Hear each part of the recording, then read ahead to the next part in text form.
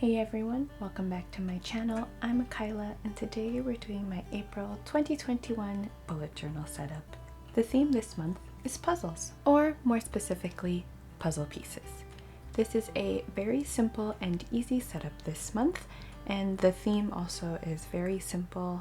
The colors are only 2 colors, and I was gonna go for a dark academia theme like I mentioned in my March setup, but I saw a picture of a puzzle theme on Instagram, which will be linked in the description box below, and I knew I had to do this. I loved how simple this setup was and how quick and easy it was to do, so I hope you all enjoy this as well. This theme was very calming to do and very easy. I just sort of let my hand do whatever it wanted to do, since it was mostly just lines and little scoops or divots, and it was a lot of fun to do. Very simple and really not complicated at all, and I loved the minimalistic vibe it gave, especially because I only used 2 colors and a monoline cursive instead of a big cursive lettering, and I also used just some capital letters as the second font. For the cover page, I decided to do what looked like a completed puzzle piece in the bottom section, and then just some random puzzle pieces scattered around, and a simple lettering of April.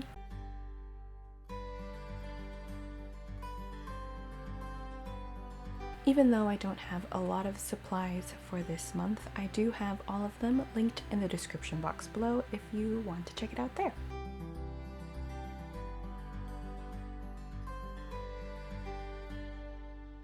For the calendar page on the right side, I did a strip of puzzle pieces that are connected with each other, and I just wrote the numbers within those puzzle pieces.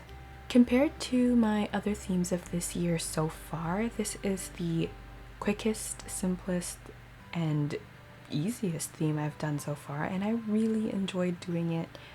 It was a lot of fun, and I can't wait to do my other weekly spreads for the month, since there's going to be 5 weeks for this theme. I'm really glad I came across this theme and am able to do something very simple and calming this month. I really didn't want to think too hard about what I was doing, which sounds bad, I know, but the past 3 themes was a lot of thinking, which I don't mind doing. I love it a lot, but I'm really glad that I had something simple this month, something to give my hand and brain a little bit of a break, which this theme definitely allows me to do.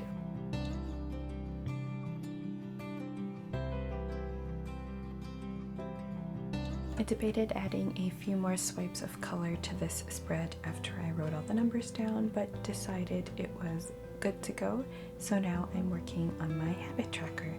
For the title of the habit tracker, I'm drawing 5 puzzle pieces, and I'm going to be writing a letter inside those pieces for the word habit, so it just looks like some free-floating puzzle pieces, and then I'll be adding bits of color to that, and the calendar boxes remain as normal with my 9 habits that I'll be tracking again this month. And along the bottom, I decided to do puzzle pieces again that extended from the habit tracker on the left to the brain dump on the right.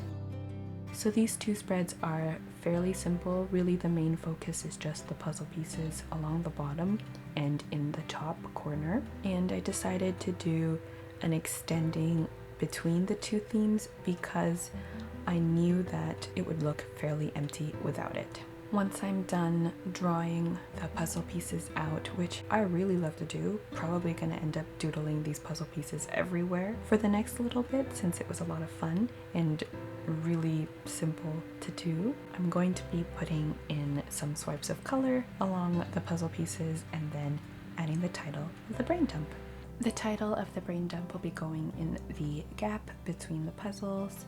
I thought it would be a really cute idea to have a title written in that gap, and it would make it look more purposeful having a gap in the middle of the puzzles.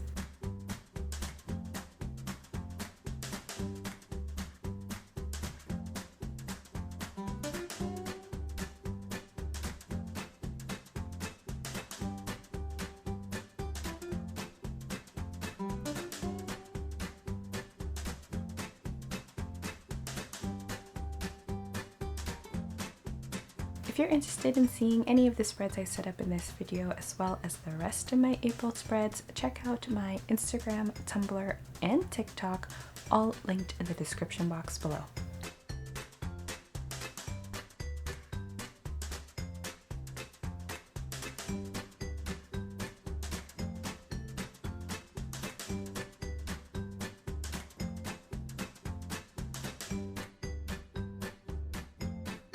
I'm now moving on to my first weekly spread of the month. For this one I decided to do two different sections of puzzles. The first one that I'm doing is the events section, and I decided to do it as one big puzzle piece. And the second section I'm doing is the daily specific tasks that I have, and I decided to draw multiple bumps and divots and curvy stuff to sort of symbolize that there are multiple puzzle pieces along the whole row. I'm just not drawing the lines that divide them, since it would sort of defeat the purpose of a space where I can write stuff in.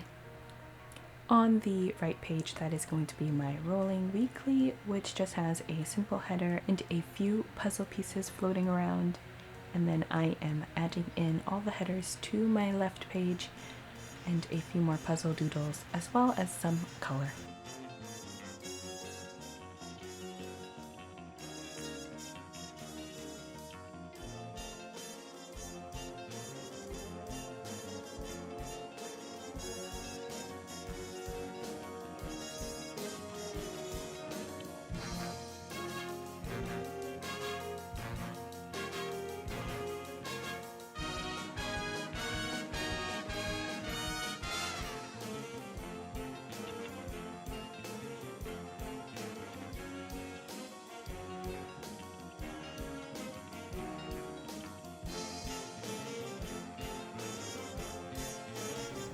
With all that being said, I am officially done the setup for this month, and it is time to do my themes of the year doodle. And for this theme of the year, I decided there was no way I was gonna get every single puzzle piece perfect. Not the amount, not the shape, not, you know, it was very hard to do perfectly. So I tried my best, tried to keep the shape of the puzzle piece in mind, but it's a little squished. So, you know, I had to use a different Pigma Micron pen for this one with a very small nib. It's the 005, and you can barely see what I'm doing because my other camera died, which was fine because, you know, we're not going to talk about that camera. She's a little disappointed in that camera, but whatever. Moving on. I just tried to keep the shape in mind as much as possible, and then added in colors where I thought color would look nice on this specific doodle. And then once that's done, it's time to do a flip through.